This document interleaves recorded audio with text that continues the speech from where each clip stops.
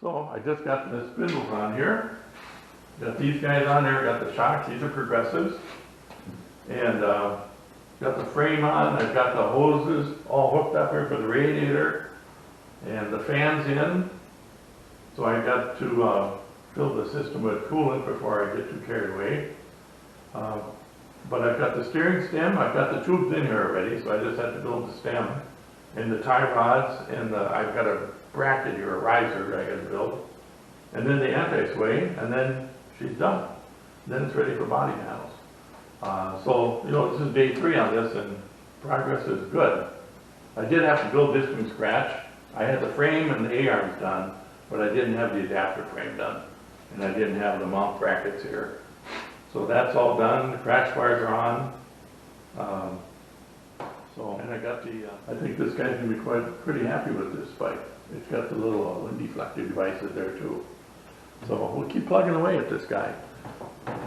And this one I started on Monday, and I said I would have the wheels on by Friday, and here we are.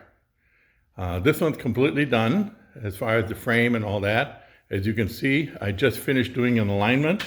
I've got my jack there, which makes sure that the rack is perfectly level, because I can check my caster and camber and everything just the way she is here. I've got another digital gauge that I use to set the caster, and everything has to be within, I prefer half a degree, which is where everything is.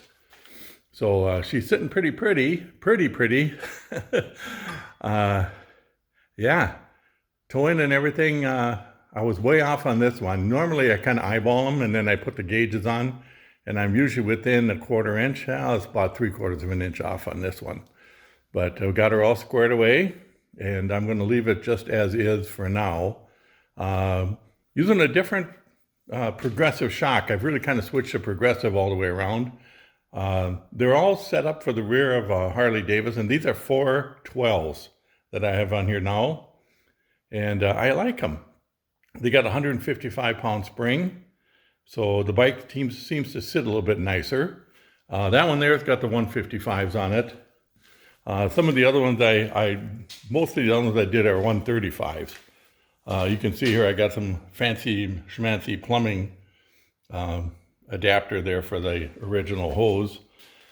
And the way I make that's actually something I make.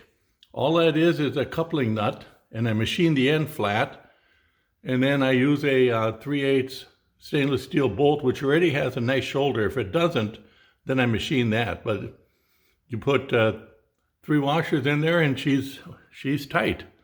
So that works out pretty nicely.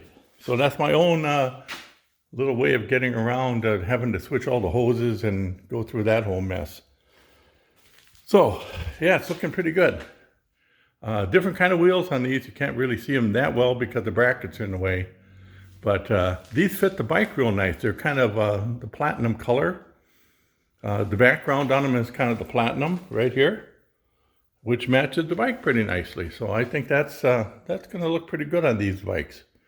So I've got a full set of those, 4, and then I bought a set of the Co-Ring Maxims, which is what I used in the past. Wheels are really hard to get a hold of. I can get a hold of a lot of them in this color, but chrome is impossible. You can't find chrome, and if you do, they're steel wheels, which are worthless. Steel wheels don't work. You can't balance them because they're out of round usually. But yeah, it's looking good. So Monday morning, I'm going to work on body panels. I'll have this one in the paint shop by Friday next week. And we'll see how Oscar's doing. I'm running over this afternoon. That's why I'm quitting here at noon. And they're going to have lunch. And then I'm going to run over and talk to Oscar and see how he's doing on his maiden voyage here. I gave him one of the hardest ones, which is this one here. This is probably one of the hardest ones I'm going to do this year. So, boy, I guess I'm getting him broken just perfectly.